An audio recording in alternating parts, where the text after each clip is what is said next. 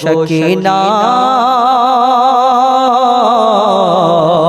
অভিশপ্ত কারবালায়, অভিশপ্ত কারবালায়, অভিশপ্ত কারবালায়।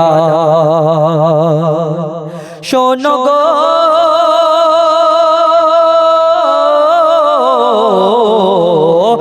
শাকিনা কাঁদে পিতা হোসেনের মায়ায়, মা শাকিনা কাঁদে পিতা হোসেনের মায়ায়, ওই নিঠুর কারবালায় কাঁদে হায় হায় ও কাঁদে হায় হায় আর তোর পায় বলে মোর আব্বা কোথায়, ওই নিঠুর কারবালায়, ওই কঠোর কারবালায় মা শাকিনা কাঁদে। সেখানে কি হলো কবি ছন্দের মাধ্যমে আরো কি লিখছে দেখো।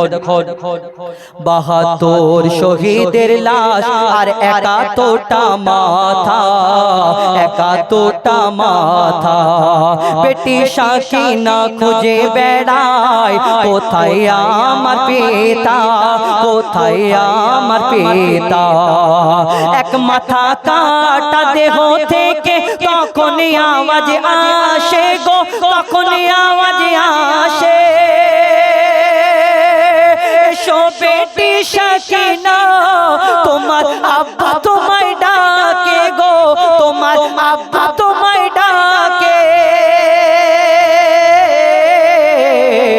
ওর দেহ থেকে নিল মাথা কেটে, মোর দেহ থেকে মাথা কেটে নিয়ে গেল ওই এজিদের গোলাম সীমার মারওয়ান। পিতার লাশ দেখে ও পিতার লাশ দেখে শাকিনা মাথা ঠোকে ইমাম হোসেনের সিনায়, দেখে আরশ কেঁপে যায়, দেখে আরশ কেঁপে যায়।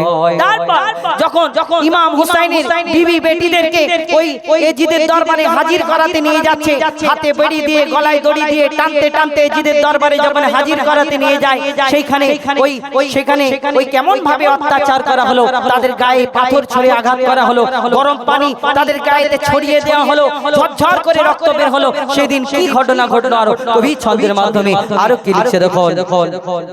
ইমাম হোসেনের বিবি বেটি আর জাইনাবদের ধরে, জাইনাবদের ধরে কারবালা থেকে নিয়ে যাবে এজিদের দরবারে, এজিদের দরবারে। তাদের হাতে বেড়ি গলায় দড়ি দিয়ে এজিদ সেনা টানতে থাকে, এজিদ সেনা টানতে থাকে।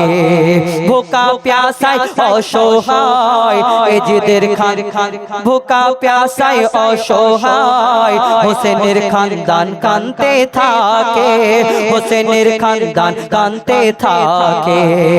এজিদ সেনা পৌঁছালো যখন কোফা নগরে গো, এজিদের দরবারে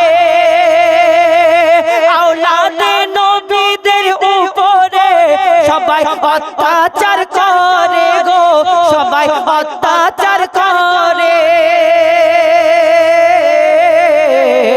গরম পানি ছোড়ে কেহ পাথর মারে, গরম পানি ছোড়ে পাথর মারে, আঘাত করে শুধু রক্ত ঝরে যায়।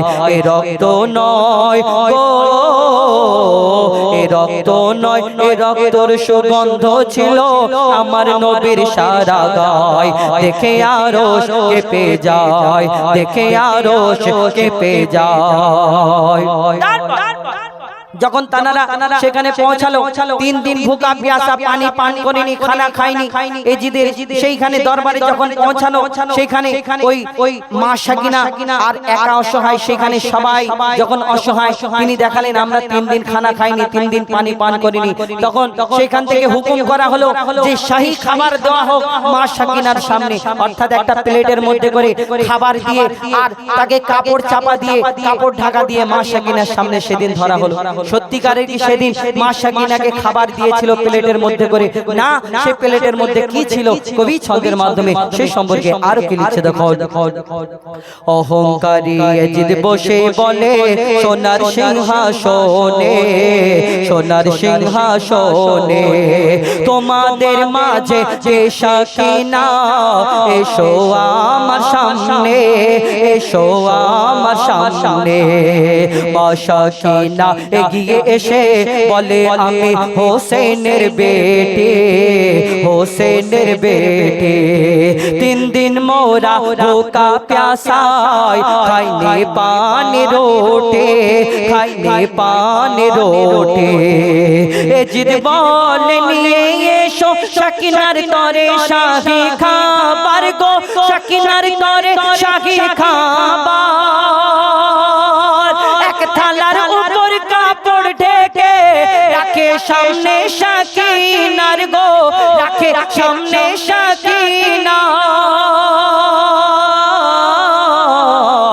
দেখে থালায় ঢাকা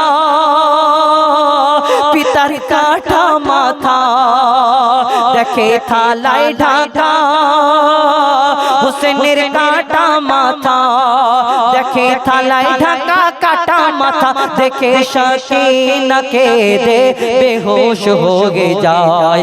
এ দৃশ্য দেখে গো, এ দৃশ্য দেখে হোসেনের নিথর চোখে, এ দৃশ্য দেখে হোসেনের নিথর চোখে অশ্রু ঝরে যায়। দেখে আরশ কেঁপে যায়। মা সাকিনা কাঁদে পিতা হোসেনের মায়ায়, মা সাকিনা কাঁদে পিতা হোসেনের মায়ায়। ওই নিঠুর কারবালায় কাঁদে হায় হায় ও, কাঁদে হায় হায় আর তড়পায় বলে মোর আবা কোথায়।